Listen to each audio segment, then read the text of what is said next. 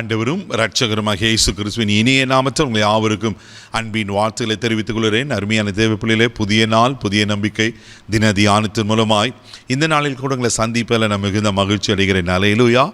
இன்றைக்கு கூட கர்த்தர் நமக்கு கொடுக்கிற வார்த்தை என்ன? சங்கீதங்களின் புஸ்தகம் 145 சங்கீதம் 20வது வசனம் கூட வாசிக்க கேட்போம்.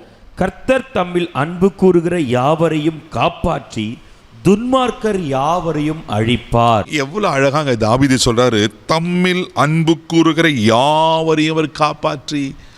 தேவ பிள்ளையில யாரு ஆண்டவரத்தில் அன்பு கூறுகிறார்களோ கர்த்தர் அவர்களை பாதுகாக்கிறாராம். ஆமென்.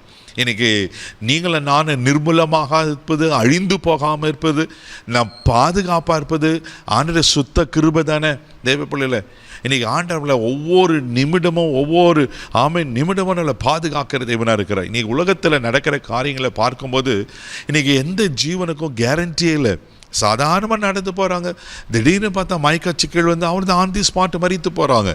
தேவப்பிள்ளை எத்தனை விதமான மரணங்கள், எத்தனை விதமான விபத்துகள், எத்தனை விதமான நாசமோசங்கள், இயற்கை அழிவுகள், இதனால் எவ்வளோ உயிர் சேதங்களா. ஆனால் ஆண்டவர் கிருபையினால கர்த்தர் உங்களை என்னையும் பாதுகாக்கிறவர் இருக்கிறார்.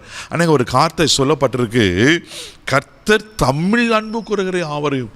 அப்போ நம்ம ஆண்டவரத்தில் அன்பு கூறும்போது, ஆண்டவரத்தில் நேசிக்கும் போது, ஆண்டவரை பற்றி கொள்ளும் போது முழு இருதயத்தோட, முழு ஆத்மாவோட, முழு பலத்தோட, முழு சிந்தையோட ஆண்டவரத்தில் அன்பு கூறும்போது அவர் நம்மளை பாதுகாக்கிற ஆண்டவராக இருக்கிறார். அல்லேலூயா. அதே சங்கீதத்தின் புஸ்தகம் 139 சங்கீதம் 13வது வசனத்தை வாசிப்பீங்கன்னா இப்படியா சொல்லப்பட்டிருக்கு. வாசிக்க கேட்போம். நீர் என் உள்ளந்திரியங்களை கை கொண்டிருக்கிறீர், என் தாயின் கர்ப்பத்தில் என்னை காப்பாற்றினீர். பாருங்க, எங்கிருந்து அவர் பாதுகாக்க ஆரம்பிக்கிறார்? தாயின் கற்பத்திலே அவர் நம்மளை பாதுகாக்க ஆரம்பிக்கிறார்.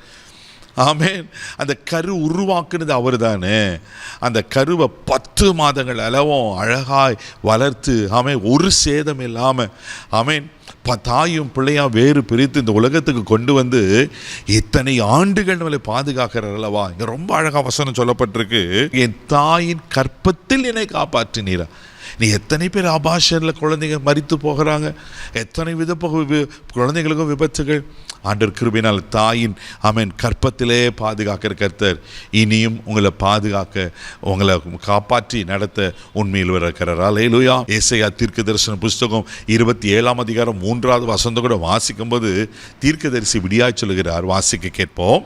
கர்த்தராகிய நான் அதை காப்பாற்றி அடிக்கடி அதற்கு தண்ணீர் பாய்ச்சி ஒருவரும் அதை சேதப்படுத்தாதபடிக்கு அதை இரவும் பகலும் காத்து கொள்வேன். இவ்வளோ அழகா இங்க தீர்க்கதரிசி மூலமா ஆண்டவர் சொல்றார் பாருங்க, கர்த்தராகிய நான் அதை காப்பாற்றி அடிக்கடி அதுக்கு தண்ணீர் பாய்ச்சி ஒருவரும் அதை சேதப்படுத்தாதபடிக்கு அதை இரவும் பகலும் பாதுகாத்து கொள்வேன். நாளையிலோயா உங்களுக்கு ஒரு தீங்கு வராதபடி, ஒரு சேதம் வராதபடி அதுக்கு வேண்டிய அடிக்கடி தண்ணீர் பாய்ச்சி. பாருங்க எவ்வளோ ஒவ்வொரு வார்த்தையும் எவ்வளோ முக்கியமானதா இருக்கு பாருங்க.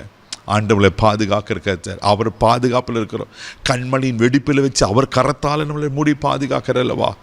பகலில் வெயிலாயிலும் நிறவில் நிலவாயிலும் சேதப்பட்டதா அப்படி கர்த்தர்களை பாதுகாக்கிற அல்லவா. உன் பக்கத்தில் 1000 பேர், உன் வலது புறத்தில் 10000 பேர் விழுந்தாலும் அது உன்னை அணுகாதபடி பாதுகாக்கிற அல்லவா. இன்னைக்கு காண்ட சொல்றாரு, ஆமென், நானே உன்னை காப்பாற்றி. ஹல்லேலூயா.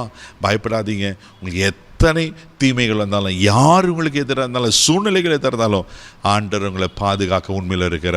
இதை நம்புங்க, இதை விசுவாசிங்க. தேவையில்லை. கண்களை மூடி நம்ம செபிக்கலாம். அன்பு தகப்பனே, உமக்கு நன்றி சொல்லி துதிக்கிறோம். உம்மை ஸ்தோத்திரம் ஆண்டவரே. ஆமென். நன்றே.